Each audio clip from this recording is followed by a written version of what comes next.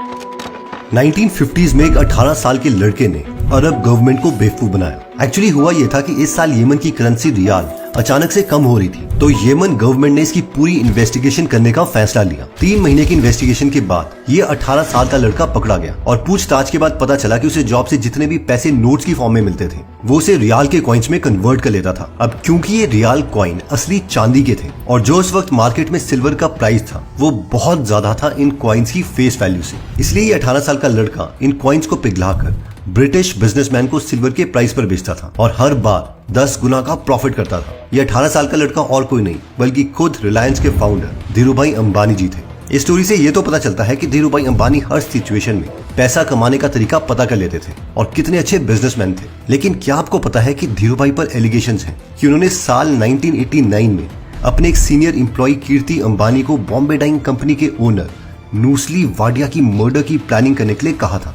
जिसकी वजह से पुलिस ने इस एम्प्लॉय को अरेस्ट भी किया था। इसके अलावा एक लीगल चैम्बर में एक केस की हियरिंग के दौरान सीनियर वकील ने धीरूभाई अंबानी के खिलाफ ये बोला था, आज धीरूभाई अंबानी सरकार से भी बड़े हो गए हैं, वो प्राइम मिनिस्टर को बना भी सकते हैं और हटा भी सकते हैं। अगर कोई न्यूज़पेपर उन्हें क्रिटिसाइज करता है तो वो कहते हैं तुम मेरी एडवर्टाइजिंग की वजह से टिके हुए हो, और अगर कोई पॉलिटिकल पार्टी का लीडर उनके अगेंस्ट स्टैंड लेने की कोशिश करता है कि मेरे आदमी सभी पॉलिटिकल पार्टीज में है और मैं तुम्हें इस पॉलिटिकल पार्टी से कभी भी निकलवा सकता हूँ। धीरूभाई अंबानी आज सिस्टम के लिए खतरा बन चुके हैं और इन्हें आज कोई नहीं हरा सकता।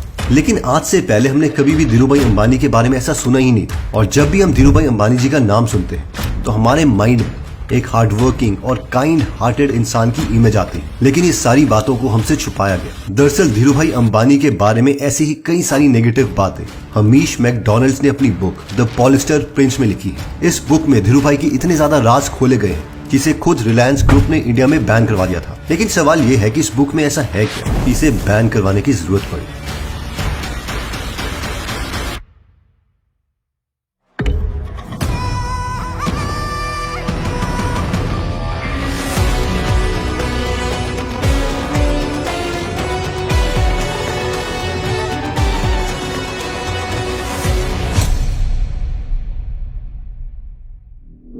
1966 में धीरूभाई ने पॉलिस्टर यार्न के बिजनेस को स्टार्ट किया। इस बिजनेस में बहुत पैसा था, इसलिए बहुत से बिजनेसमैन इस बिजनेस को करना भी चाहते थे। धीरूभाई को पता था कि अगर इन कॉम्पिटिटर से जीतना है तो सिर्फ अच्छे पॉलिस्टर से धंधा नहीं बनेगा, बड़े बड़े पॉलिटिकल लीडर्स और गवर्नमेंट ऑफिशियल के साथ रिलेशनशिप बिल्ड करना जरूरी है। धीरूभाई ने किया भी ऐसे ही। उन्होंने इंदिरा गांधी, मोरारजी देसाई, राजीव गांधी, वीपी सिंह, पीवी नरसिम्हा राव और प्रणब मुखर्जी जैसे कई बड़े लोगों के साथ अच्छे रिलेशंस बनाए और उनको इसका फायदा भी हो। फॉर एग्जाम्पल 1979 में रिलायंस इंडिया के टॉप 50 बड़े बिजनेसेस में भी नहीं आता था, लेकिन 4 सालों के बाद वो इंडिया की टॉप 5 कंपनीज में से एक बन गया। देखिए, पॉलिस्टर यार्न के बिजनेस में धीरूभाई के 2 और लोगों के साथ कंपटीशन थे, जिसमें पहले थे बॉम्बे डाइंग के चेयरमैन नूसली वाडिया और दूसरे थे और के सिल्क मिल्स के कपिल मेहरा। अब कपिल मेहरा जी को तो आसानी से अपने रास्ते से हटवा दिया गया। उन पर अचानक से टैक्स चोरी के फेक चार्जेस लगवाए गए, यहाँ तक कि उनके बेटे को पताल गंगा में लोकेटेड उनकी फैक्ट्री से किडनैप करके पीटा गया और दूर किसी सुनसान जगह में फेंक दिया गया। पॉलिस्टर में दूसरे कॉम्पिटिटर थे मिस्टर वाडिया, और वाडिया जी एक स्ट्रॉन्ग कॉम्पिटिटर थे और इनका पुश्तैनी बिजनेस था। और धीरूभाई और वाडिया जी की वॉर काफी सालों तक चली। इस वॉर की शुरुआत 1978 से स्टार्ट हुई, जब वाडिया जी ने डीएमटी प्लांट को सेटअप करने के लाइसेंस के लिए अप्लाई किया और उन्हें इसकी परमिशन मिल गई। ये चारों केमिकल्स हैं और इस पूरी वीडियो में हमें बस ये याद रखना है कि इन चारों केमिकल्स का यूज कहीं ना कहीं पॉलिस्टर को बनाने में किया जाता है, और इसी पॉलिस्टर की वॉर चल रही है धीरूभाई अंबानी और वाडिया जी के बीच में। अब वाडिया जी को डीएमटी की परमिशन तो मिल गई, लेकिन धीरूभाई के क्लोज रिलेशन इंदिरा गांधी के सेक्रेटरी के साथ थे, जिसके साथ मिलकर अंबानी ने वाडिया का डीएमटी का लाइसेंस कुछ महीनों के लिए ब्लॉक करवा दिया। वाडिया जी की मुसीबत यहाँ पर खत्म नहीं हुई थी। दरअसल वाडिया जी ने एक अमेरिकन कंपनी से सेकेंड हैंड डीएमटी मशीन खरीदी थी। जब शिपमेंट इंडिया में आई तब उसे 4 हफ्तों तक कस्टम ने परमिशन नहीं दी, और थोड़े टाइम के बाद कस्टम के कलेक्टर एस श्रीनिवासन ने कहा कि मुझे शक है इन मशीन्स पर, इसलिए पहले हम सारी मशीन्स की अच्छे से इंस्पेक्शन करेंगे, जिससे वाडिया जी की कंपनी को और मुश्किल होगी पॉलिस्टर बनाने के लिए। अब इंटरेस्टिंग बात तो यह है कि जो श्रीनिवासन जी थे, जिन्होंने इस इंस्पेक्शन का ऑर्डर दिया था, जब वो सरकारी जॉब से रिटायर हुए तब रिलायंस ने उन्हें एज एन एडवाइजर हायर कर लिया।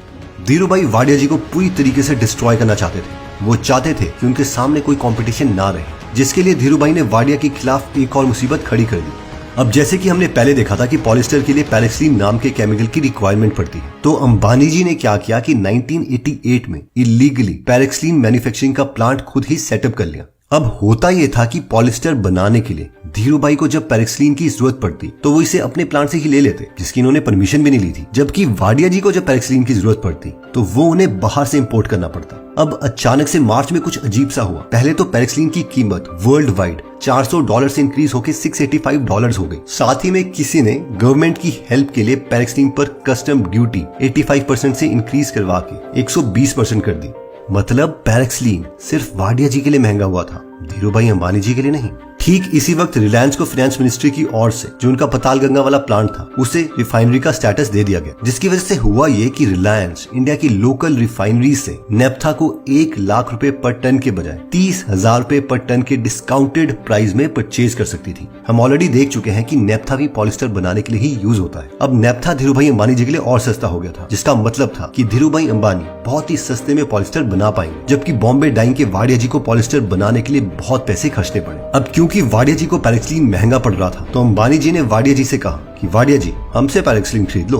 वाडिया जी के पास कोई ऑप्शन नहीं था, क्योंकि बाहर से तो पैराक्सीन बहुत महंगा पड़ रहा था। लेकिन धीरूभाई अंबानी ने सोचा कि ये पैराक्सीन मैं अपने कॉम्पिटिटर को सस्ते में क्यों दूं, इसलिए उन्होंने पैराक्सीन वाडिया जी को 28,000 रुपए पर टन के हिसाब से दिया, जो कि ब्यूरो ऑफ इंडस्ट्रियल कॉस्ट से 7,000 रुपए ज्यादा था। यानी सरकार बोलती रही कि इस पैराक्सीन का MRP इतना है, इससे महंगा मत बेचना। लेकिन अंबानी जी को कोई फर्क नहीं पड़ा और अपने कॉम्पिटिटर से भी पैसे कमाए। अपने कॉम्पिटिटर को चीजें महंगे में बेचना ये तो बिजनेस मूव थी, लेकिन उसे डराना भी तो जरूरी था। अंबानी जी पर यह एलिगेशन है कि वो वाडिया के पूरे बिजनेस को खत्म करना चाहते थे, इसलिए वाडिया जी को मर्डर की धमकियां मिलती रही और एक टेररिस्ट ने उनके बेटों को किडनैप करने की भी धमकी दी थी। 18 नवंबर 1985 को CBI एक FIR फाइल करती है, जिसमें मिनिस्ट्री ऑफ कॉमर्स और फाइनेंस के सारे ऑफिशियल्स पर ये एलिगेशंस लगाए गए कि उन्होंने अपनी पोस्ट का मिसयूज किया और रिलायंस को बेनिफिट पहुंचा।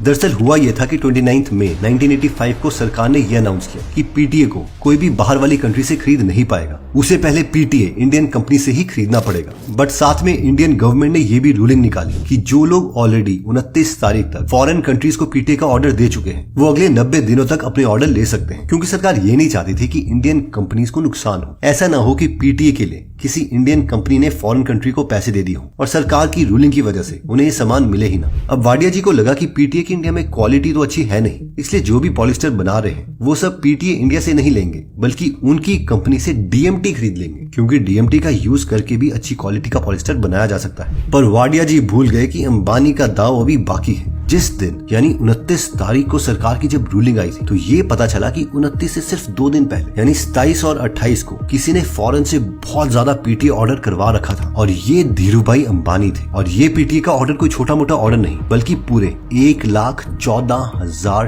टन का ऑर्डर था। अब इतना बड़ा ऑर्डर लेने के लिए धीरूभाई ने सारे बैंक से उधार लिया था। इन ऑर्डर की लिस्ट को सुनी। इंपोर्ट पॉलिसी में चेंज होने के कुछ घंटे पहले कैनेडा बैंक के साथ 29 मई के दिन 12,000 टन का उधार लिया गया। इसके अलावा सोसाइटी जनरल, बैंक की विंडोज ह्यूज और स्टैंडर्ड चार्टर्ड बैंक जैसे फॉरेन इंस्टीट्यूट के साथ 42,000 टन के लिए उधार लिया गया। सरकार की रूलिंग से जस्ट 2 दिन पहले यानी 27 मई को रिलायंस ने पेट्रोलियम मिनिस्ट्री के साथ 50,000 टन PTA के लिए कॉन्ट्रैक्ट साइन किया, जिसके लिए उसी दिन standard chartered bank, state bank of India से उधार लिया गया। यानी ऑलमोस्ट हर बैंक से 3 दिन में उधार लेके PTA खरीद लिया गया। इससे 2 बातें साफ होती हैं। 1, धीरूभाई के कॉन्टैक्ट हर एक बैंक से बहुत अच्छे थे, और उससे भी इम्पोर्टेंट सेकंड पॉइंट है कि सरकार की रूलिंग आने से पहले ही अंबानी जी को सब पता था कि क्या होने वाला है, और 3 दिन में उन्होंने सालों का PTA बाहर से मंगवा लिया और वाडिया जी बस देखते रह गए। 1984 में रिलायंस ने RMHU के लिए अप्लाई किया, जिसका मतलब था कि वो 1 साल में सिर्फ खुद के लिए 51,000 टन पैराक्सीन प्रोड्यूस कर सकता है। अब हर साल 51,000 टन पैराक्सीन प्रोड्यूस करने के लिए बड़ी मशीनें चाहिए थी, इसलिए फॉरेन से उसे खरीदा गया। लेकिन इसके बाद रिलायंस की एक रिपोर्ट बाहर आती है, जिसमें लिखा गया था कि जुलाई 1988 से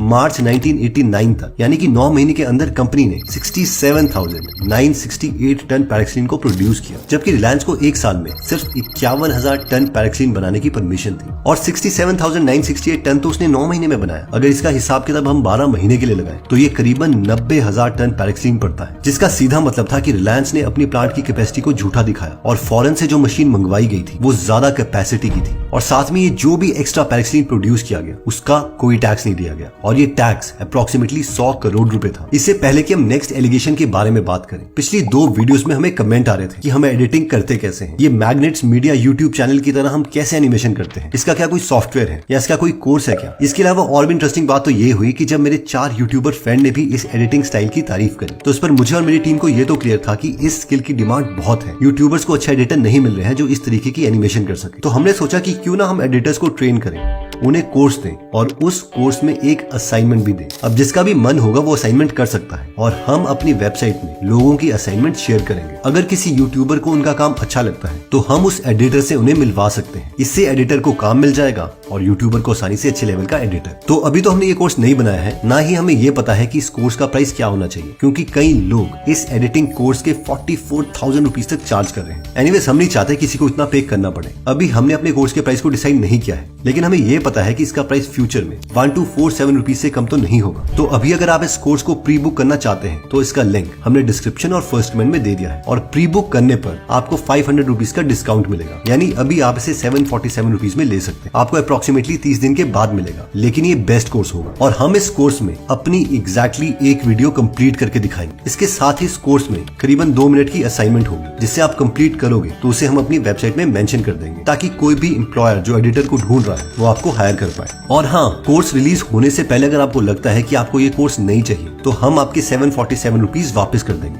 बट वी प्रॉमिस कि ये कोर्स इन 44,000 रुपीज के कोर्स से बेटर होगा। अगर आप इस स्किल में इंटरेस्टेड हैं तो इसका लिंक मैं डिस्क्रिप्शन और फर्स्ट कमेंट में दे दूंगा। अगर आपको डिस्क्रिप्शन में लिंक नहीं दिख रहा है तो इसका मतलब है कि काफी स्टूडेंट्स ने अप्लाई कर दिया है और अभी हम स्टूडेंट्स को एक्सेप्ट नहीं कर रहे हैं। साल 1983 में Indian government NRI investment act में चेंजेस करती है, जिसके तहत एनआरआई कंपनीज को सरकार इंडियन शेयर्स में डायरेक्टली इन्वेस्ट करना अलाउ करती है। 26 जुलाई के दिन मुखर्जी 11 फॉरेन कंपनीज की लिस्ट दिखाते हैं जो कि आइल ऑफ मैन में रजिस्टर्ड थी। आइल ऑफ मैन आयरिश सी में लोकेटेड है। ये एक टैक्स हेवन कंट्री है जिसे कई अमीर बिजनेसमैन टैक्स की चोरी करने के लिए यूज करते हैं। एनीवेज, इन 11 में से 2 कंपनी के नाम थोड़े अजीब से थे, क्रोकोडाइल लिमिटेड और दूसरा था फियास्को ओवरसीज लिमिटेड। फियास्को का हिंदी में मतलब है असफलता। इन नाम से तो लग रहा था कि कुछ तो गड़बड़ है। जनवरी 1984 में इंडिया टुडे ने ये अपनी जांच में बताया कि ये सभी 11 कंपनी 3 साल के अंदर बनाई गई थी, यानी 1979 से 1982 के बीच में, और इन सारी कंपनी के जो डायरेक्टर थे उनके अंग्रेजों के नाम थे। लेकिन 1982 में अचानक से इनके डायरेक्टर इंडियन बन गए और मैक्सिमम कंपनीज का एक कॉमन सरनेम था